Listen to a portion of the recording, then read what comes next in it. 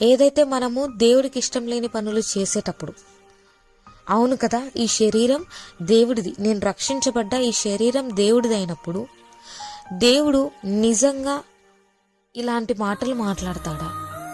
కదా, నోటితో మనం ఎన్నో పాపాలు చేస్తుంటాం. అవి మాట్లాడేటప్పుడు ఒక్క సెకండ్ మనం నోటిని అదుపు చేసుకోగలిగితే, అప్పుడు మన బుర్రలో ఈ థాట్ రాగలిగితే, ఈ నోరు నాది కాదు దేవుడిది కదా. ఒకవేళ నిజంగా దేవుడి నోరే అయితే ఇటువంటి మాటలు మాట్లాడతాడా? ఒకవేళ ఈ చేతులు దేవుడు అయినట్లయితే ఇలాంటి చెత్త పనులు చేస్తాడా? ఇలాంటి హేయకరమైన పనుల చుట్టూ వెళ్తాడా? కదా, ఒకవేళ ఈ కాళ్ళు దేవుడు అయినట్లయితే ఇలాంటి పాపపు స్థలాలకి నడుస్తాయా?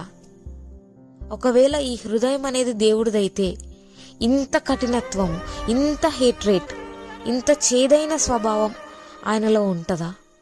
ఒకవేళ ఈ కళ్ళు దేవుడు అయినట్లయితే ఇటువంటి అశ్లీలమైన దృశ్యాలు లేదంటే ఇలాంటి పనికిరాని విషయాలని దేవుడు చూస్తాడా?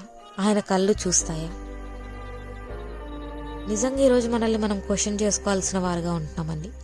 క్వశ్చన్ చేసుకొని వదిలి వెళ్ళిపోవడం కాదు, కానీ ప్రతిరోజు వింటున్న దాన్ని దేవుడు మనతో నిజంగా మాట్లాడాలని అనుకుంటున్నప్పుడు, మనలో ఈ విషయాలు మార్పు చెందాలి అనుకునేటప్పుడు ఇలాంటి విషయాలు మన ముందు పెడతారు. ఈరోజు మనం